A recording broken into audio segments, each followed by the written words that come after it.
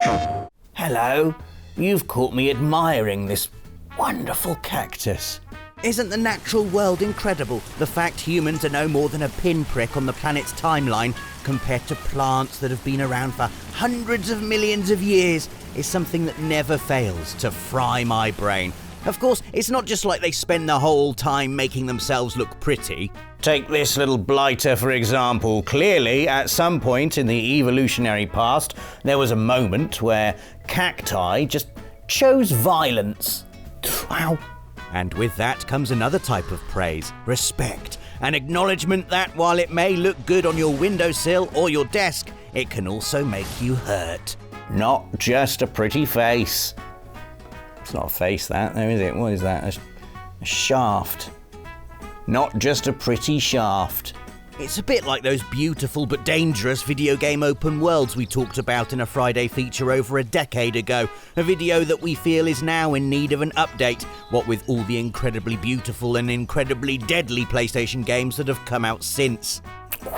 So, here are 7 beautiful open worlds that want to kill you, part 2.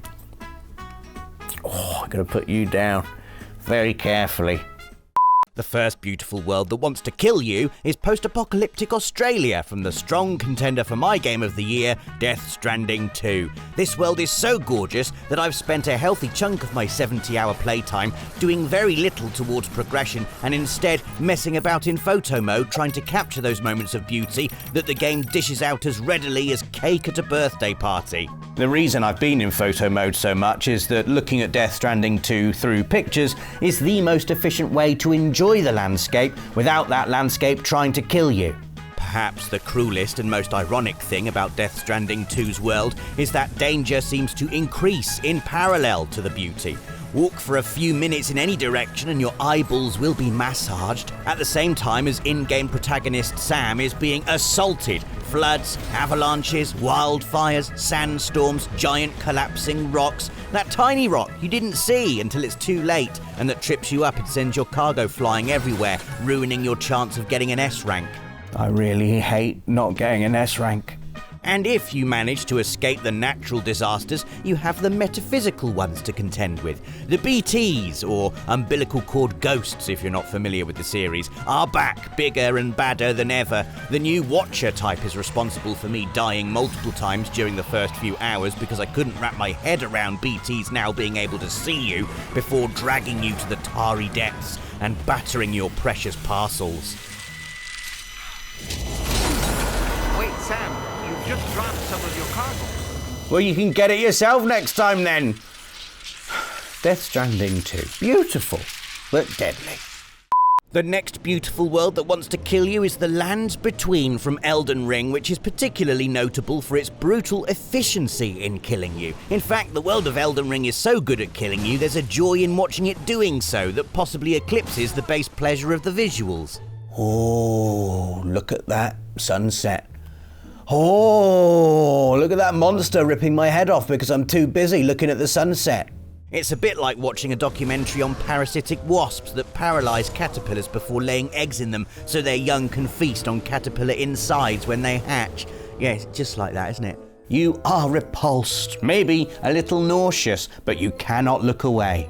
And Elden Ring really is beautiful in its own twisted, fantastical way. Cresting the hill into Caelid, bathed in the light of the Erd tree before the sky contorts into a bloody pool, is truly a sight to behold. And while you're taking in the majesty, you'll be clobbered by some body horror crow thing that was hiding in a tree, waiting to pick on tourists. From Software should have made them seagulls, not crows. I would have enjoyed killing seagulls more.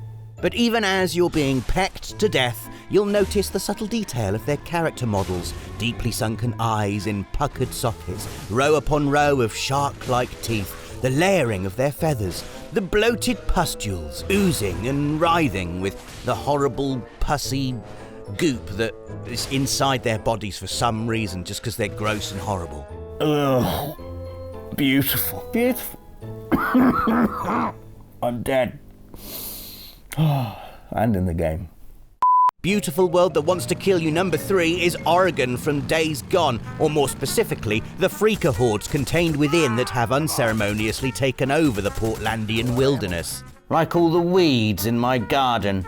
And in case anyone is yelling at the screen that zombies are just enemies and they don't count, you couldn't be more wrong. Not only do the freaker hordes act like a singular entity, stumbling over each other like a cluster of ants, but the game is also filled with wildlife that wants to kill you. Some are even infected, which means you're doubly wrong. This version of Portland really does want you Oregon. Boo. Oh, come on. I suppose you think you could do better. So, Portland wants to kill you so badly, Days Gone. Yeah, it's hard, isn't it?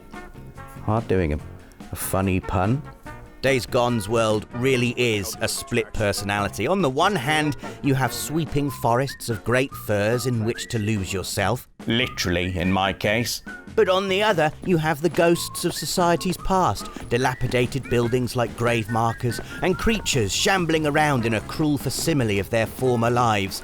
There's a melancholy charm to it all, and the developers did an excellent job of making you feel moved by the somber terror of this once conventionally beautiful place gone awry. Seriously, look down the old mill during sunrise and watch the undead cluster pulse with life below. If that's not beautiful, I don't know what is. Admittedly, it is less obvious when you're running for your life.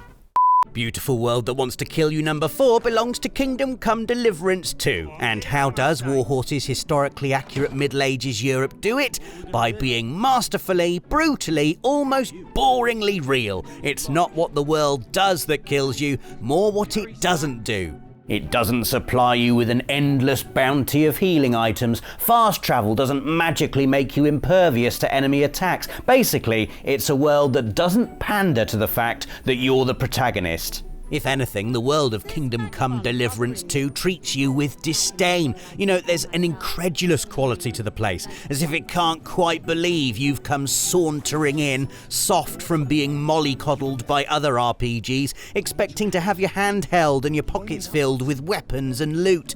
You have to earn every inch of progress in Kingdom Come Deliverance 2. You have to learn how to fight and forage, how to speak to people without irritating them to the point they spit in your face or punch your face. It's a world that can kill you as you're appreciating it. I sat down one time looking across this nice lake as the sun set, thinking to myself, oh, that is beautiful. But was interrupted by Henry's stomach rumbling. I'd forgotten to eat, pampered main character that I am, and was on the brink of starving to death. If you leap off a slightly high bit of scenery, expecting to land like a cat, you'll more than likely break your ankle and have to hobble your way back to civilization. You'll soon learn to have a heightened awareness of your surroundings in Kingdom Come Deliverance 2, those pricked senses really ramming home how beautifully realised this world is, and how deadly. Or you can just sit in a tavern playing dice, which is mainly what I do, to be fair. The fifth beautiful open world on this list can be found in Oblivion Remastered, which really is achingly beautiful, and if I'm being really honest with myself, isn't half as deadly as the world of Kingdom Come Deliverance 2 from the previous entry. You just can't help yourself with Oblivion, can you? But you see, that is why it's so deadly.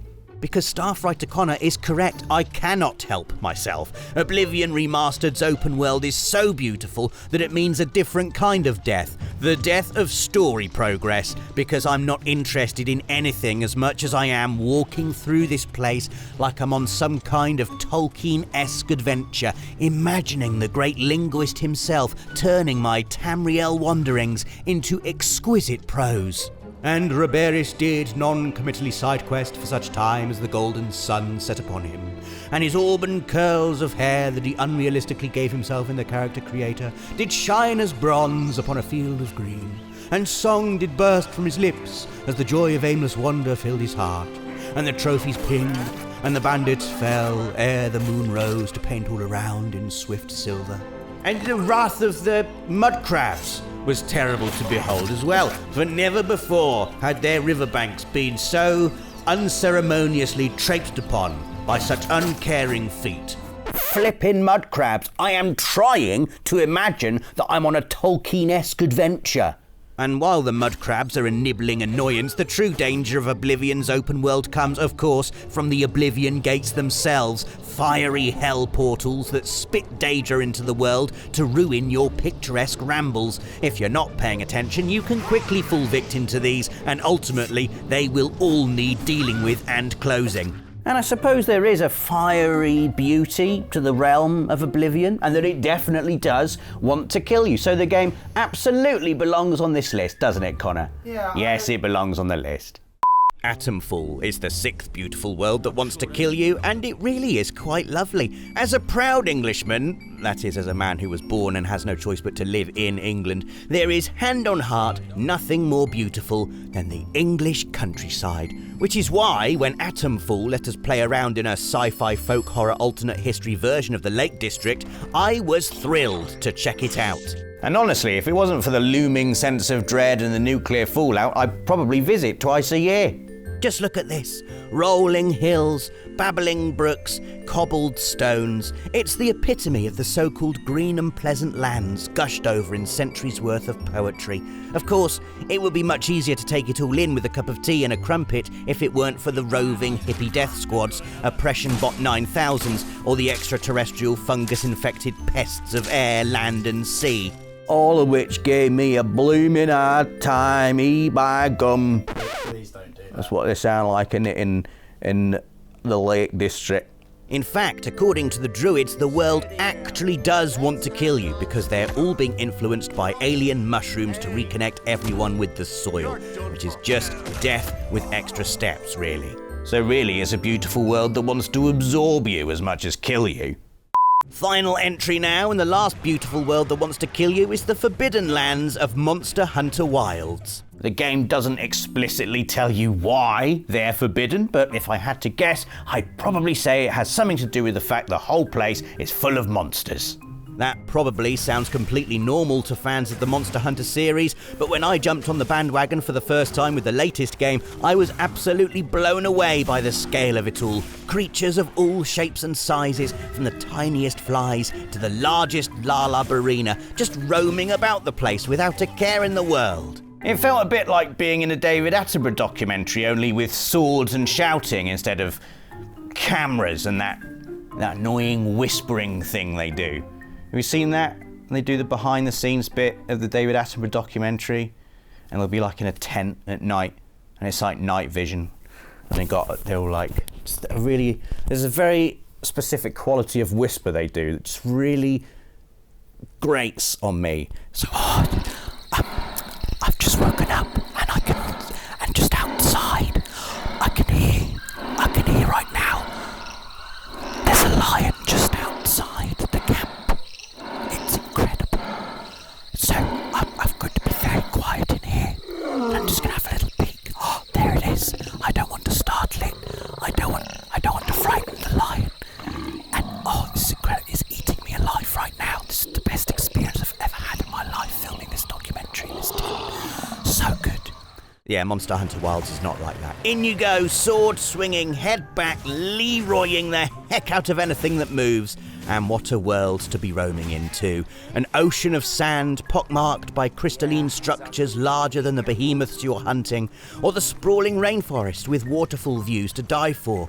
The Forbidden Lands is a fantastical paradise with new species to discover, document, kill, and barbecue at every turn. Really, this is just an excuse for me to look at the stretchy cheese cutscenes again.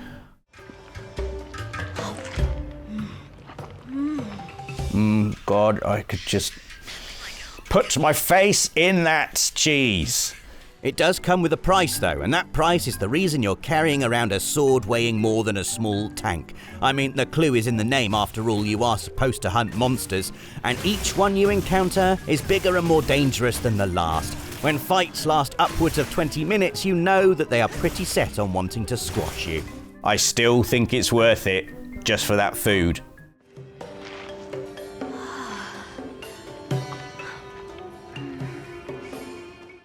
So that was 7 beautiful worlds that want to kill you part 2. If you thought this video was beautiful, then please give it a like. Let us know which world you think is the most gorgeously hostile in the comments below, and make sure to subscribe and click the notification bell to keep up to date with all things PlayStation and to see more beautiful videos like this one every Friday. Thanks for watching, and we'll see you again soon. Yes. Oh, it looks... Oh, look at that. Oh, that looks good. Yes. Mm-hmm. Oh, they look tasty. Stringy.